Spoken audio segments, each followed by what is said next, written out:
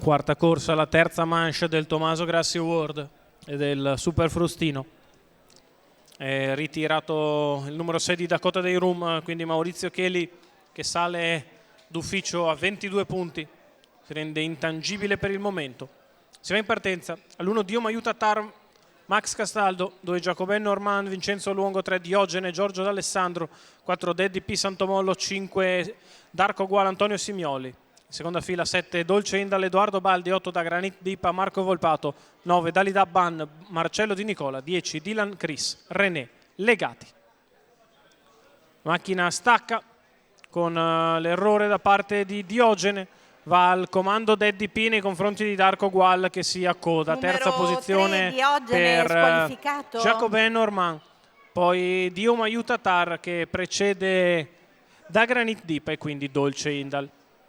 I primi due che hanno già preso grande margine di vantaggio, 14,6 per i primi 200 metri. E sulla retta opposta alle tribune guida in maniera comoda Daddy P, mentre avanza allo scoperto Dolce Indal che risale sulla stoppata da parte del battistrada Daddy P.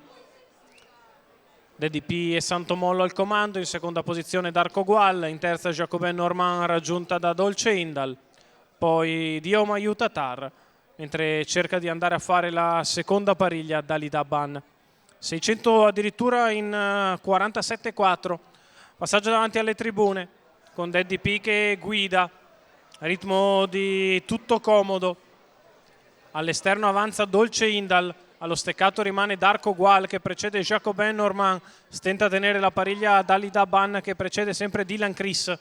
Siamo nei pressi del chilometro di gara che viene passato da Daddy P in 1,17 e 2, ha sbagliato Jacobin Norman che lascia in quarta posizione Dalida Ban, immediata ora da Dylan Chris. Intanto davanti si accelera i primi tre che hanno sempre grande margine di vantaggio, Daddy P che cerca di mettere in difficoltà Dolce Indal che prova a non darsi per vinta all'esterno, Darko Gual che segue il compagno di training a metà della curva finale, Daddy P che viene stappato e richiesto per accelerare ora, Darko Gual che attende l'open stretch, Dolce Indal sul passo di fuori, Daddy P che entra in retta, arriva in vantaggio nei confronti di Darko Gual e Dolce Indal, è in vantaggio Daddy P, Darko Gual che prova a spostare, Daddy P si difende, Darko Gual che attacca. Nel finale Daddy P che vince facile su Darko Gual, al terzo posto Dylan Chris che viene a giustiziare Dolce Indal. 1,15,2 ragguaglio cronometrico, facile assunto in percorso di testa per Daddy P, Santomollo, Lorenzo e Marco Bortolotti che raddoppiano nel ruolo di allenatori i colori della scuderia Limitless. Matteo Zaccherini che è proprietario del Figlio di Oro Puro Bar che in percorso di testa vince facilmente sul compagno di training Darko Gual che fa il secondo, al terzo finisce Dylan Chris.